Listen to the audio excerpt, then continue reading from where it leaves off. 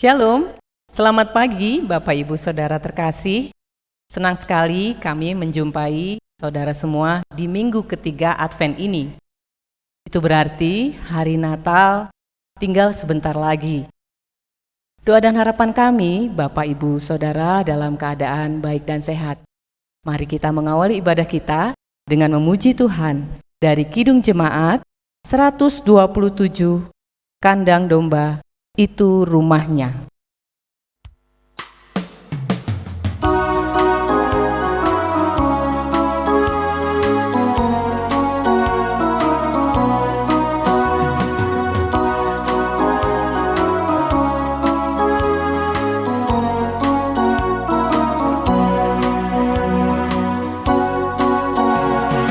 Kandang domba itu rumahnya, palungan hewan petidurannya. Lahir dari Bunda Maria, Pangeran Maha Mulia. Aku pun hendak ke Bethlehem, supaya ku melihatnya di tempat yang hina dan rendah, Pangeran Maha Mulia.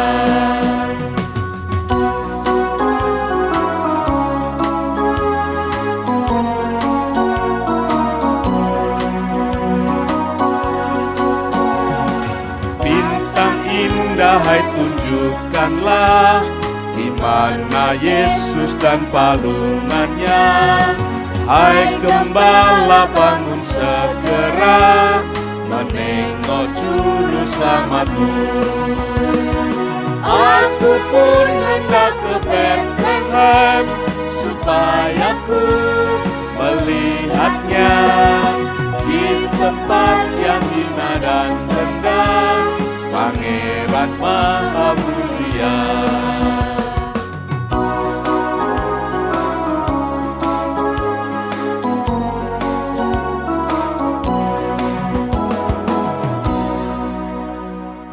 Mari kita satu dalam doa. Bapa yang penuh kasih, kami bersyukur untuk waktu dan kesempatan yang kami peroleh untuk kami bersekutu bersama di pagi hari ini. Kami memohon Roh Kudus mengurapi kami, melembutkan hati kami pada saat kami membaca merenungkan sabda-Mu ya Bapa. Dan berikan kami kemampuan agar kami boleh melakukannya dalam kehidupan kami.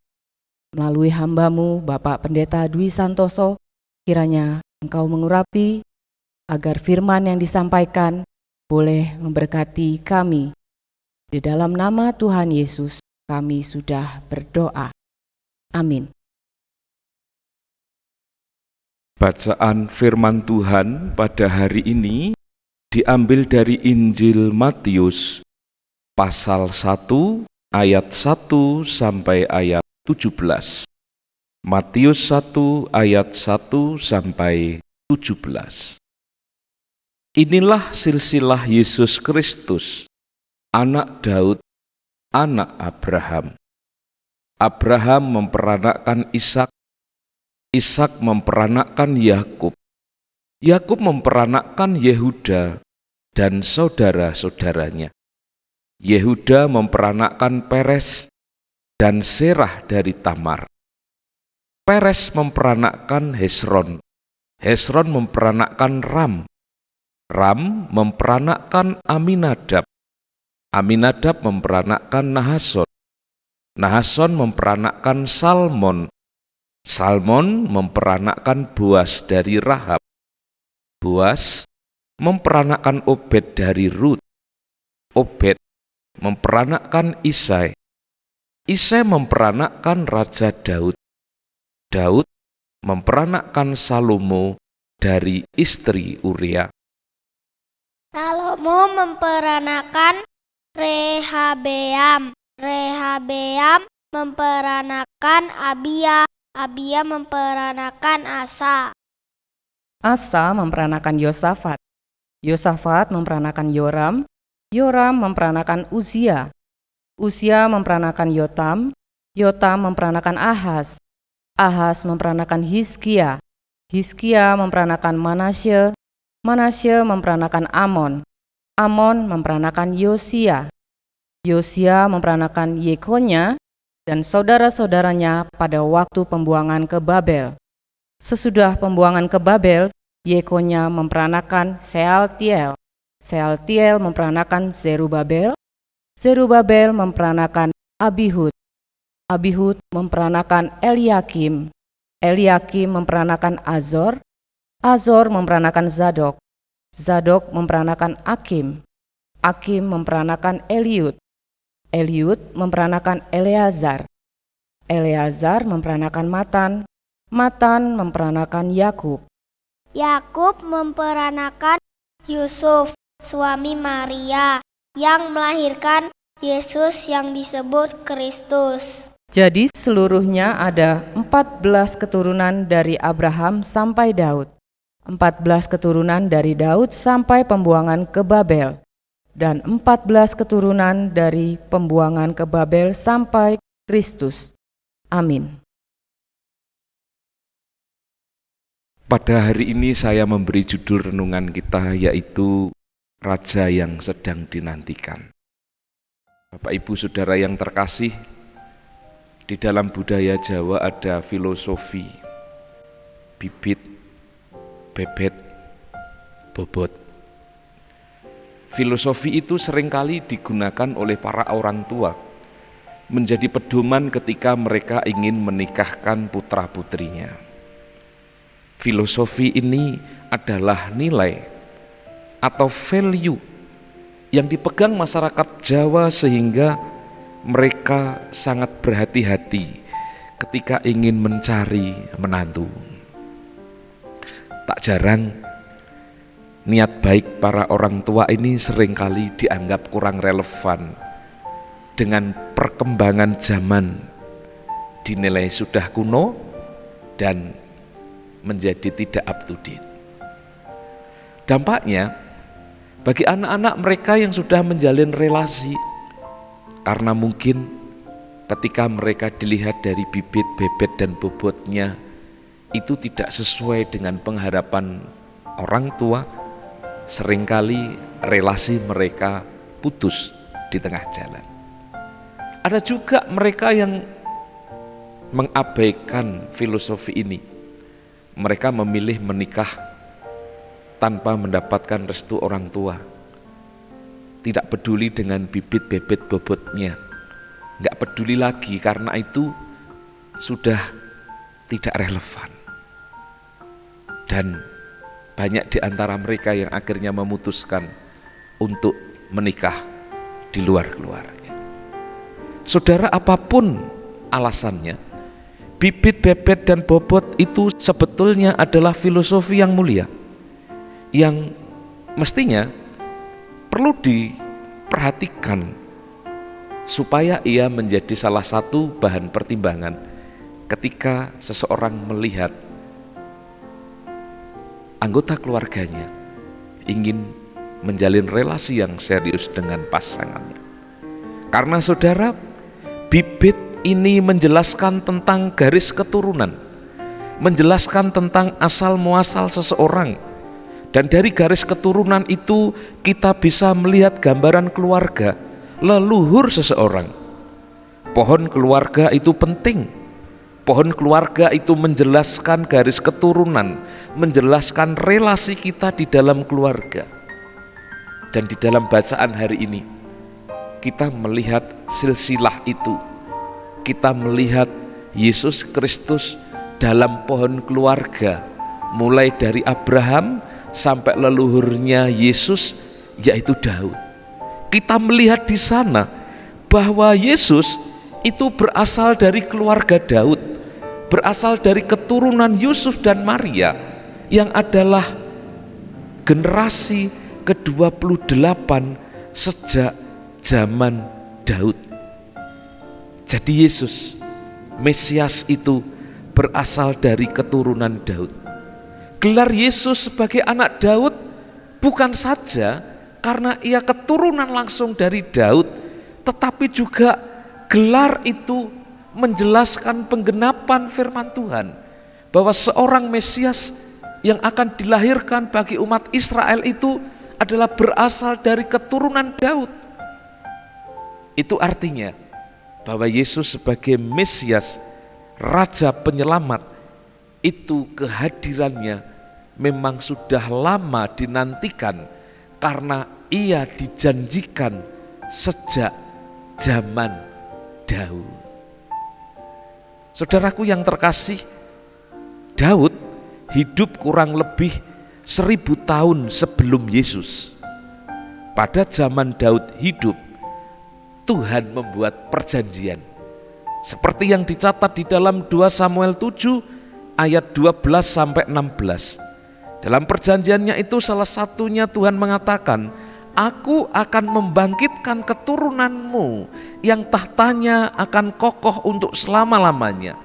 Keturunan Daud akan memerintah dengan tahta yang selama-lamanya. Tahta yang kuat, tahta yang langgeng, tahta yang kekal. Dan penggenapan perjanjian itu dalam waktu dekat memang terlihat di dalam pemerintahan Raja Salomo, anak Daud, yang membawa kemakmuran kerajaan Israel itu sampai puncaknya.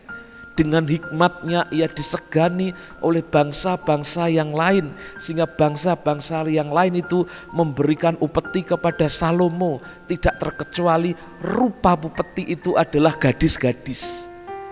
Dan karena itu kita melihat dalam kehidupan Salomo, ia memiliki banyak istri atau selir. Dan karena istri atau selir-selirnya itu akhirnya Salomo jatuh di dalam dosa dan akhirnya kerajaan itu pun jatuh. Saudara-saudara, artinya pada masa Salomo penggenapan tahta yang untuk selama-lamanya itu tidak terjadi secara kekal. Tetapi janji Tuhan tentang tahta yang kokoh selama-lamanya itu digenapi di dalam diri Yesus Kristus, di mana ia sebagai Mesias Raja Penyelamat itu memang kerajaannya yang bukan dari dunia ini bersifat kekal. Kerajaannya adalah kerajaan kekekalan, di mana Yesus duduk sebagai seorang raja memerintah hati kita, hati manusia. Dan itu artinya memang kerajaan Yesus tidak dibatasi oleh wilayah dan waktu, karena kerajaan Yesus berlaku sepanjang masa. Saudara, raja yang dinantikan itulah yang digenapi di dalam kelahiran Yesus Kristus yang kita sambut dan kita peringati di dalam Natal. Pada peristiwa Natal, Yesus lahir. Dan kelahirannya itu membawa sukacita karena ia ditentukan oleh Bapa untuk menjadi juru selamat, menebus umatnya dari dosa. Seperti yang dikatakan di dalam Matius 1 ayat 21. Maka setiap kali kita menyambut dan memperingati Natal, kita diingatkan bahwa Yesus Kristus Raja Penyelamat itu sudah lahir, sudah hadir di dalam hati dan kehidupan kita. Maka saat ini tugas kita sebagai orang-orang yang telah mengalami Natal adalah kita diutus oleh Tuhan untuk menyaksikan peristiwa Natal itu kepada dunia. Mengabarkan kabar sukacita bahwa Yesus Sang Natal itu sudah lahir dan sudah hadir untuk menebus dosa kita, menjadi juru selamat kita, menjadi juru selamat umat manusia. Karena itu kita patut bersyukur dan bersukacita. Ia yang lahir, mati, bangkit dan naik surga itu, ia akan datang kembali saatnya nanti untuk menghakimi orang yang hidup dan mati. Dan kita yang telah diselamatkan dan mengalami Natal itu, sekali lagi kita diutus untuk mengabarkan, menyiarkan tentang karya keselamatan Tuhan itu. Seperti nyanyian, hai siarkanlah di gunung dan di lembah bahwa Kristus Sang Natal itu sudah hadir dan lahir. Mari kita menyiapkan hati kita menjadi saksinya, bukan saja mengabarkan kabar sukacita kepada dunia, tetapi juga mempersiapkan diri kita agar layak ketika kemudian Ia datang kembali yang kedua kali, Ia boleh mendapati kita dalam keadaan beriman, tetap setia, hidup di dalam keserupaan dengan Kristus. Karena itu, dalam rangka menyambut dan memperingati Natal, dengan kesadaran rasa syukur dan sukacita yang penuh, kita menjadi pribadi-pribadi yang mempersiapkan diri menjadi palungan Sang Natal itu setiap saat di dalam kehidupan kita. Selamat menyambut Natal, kiranya kasih dan damai sejahtera dari Sang Natal menyertai saudara semua. Amin. Mari kita berdoa. Bapa dalam surga, kami mengucap syukur pada hari ini kami boleh menyambut dan memperingati Sang Natal itu. Kami boleh menghayati dan merasakan karyanya di dalam kehidupan kami. Kami rindu bahwa hari-hari kami ke depan kami boleh dipakai oleh Tuhan untuk menyatakan kasih Tuhan. Kami rindu bahwa hari-hari kami ke depan boleh menjadi palungan yang kudus, tempat bagaimana Kristus dilahirkan, dinyatakan, dan melalui kehidupan kami banyak orang menyembah dan memuliakan Tuhan.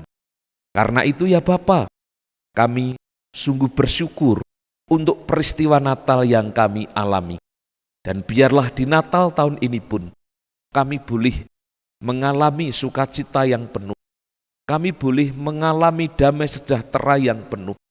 Dan biarlah di dalam Kristus sebagai ciptaan yang baru itu, kami boleh hidup dengan gaya hidup yang baru, yaitu orang-orang yang hidup dalam kemenangan iman, karena kami telah mengalami Sang Natal itu. Terima kasih Tuhan. Kami menyerahkan kehidupan kami sepanjang hari ini ke dalam tangan. Saudaraku yang terkasih, mari kita menyerahkan kehidupan kita untuk menjadi palungan Sang Natal dan untuk menerima berkat-Nya. Damai sejahtera Allah yang melampaui segala akal akan memelihara hati dan pikiranmu di dalam Kristus Yesus. Damai sejahtera yang mengalir dari Allah Bapa, Putra dan Roh Kudus akan menyertai hidupmu sekarang dan selamanya. Amin. Selamat pagi Bapak Ibu Saudara yang terkasih. Selamat beraktivitas, salam sehat. Shalom.